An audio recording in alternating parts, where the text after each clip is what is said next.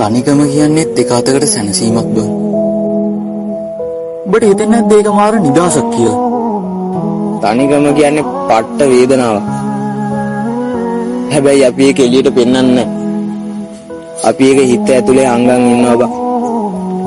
ඒත් බං තනිකමට හුරු වුණාම ඒ දැනෙන වේදනාව අඩුයි කියලා ඔබට හිතෙන්නේ නැද්ද? එහෙම නෑ බං. තනිකමට හුරු වෙනවා කියන එක කරන්න බැරි වැඩක්.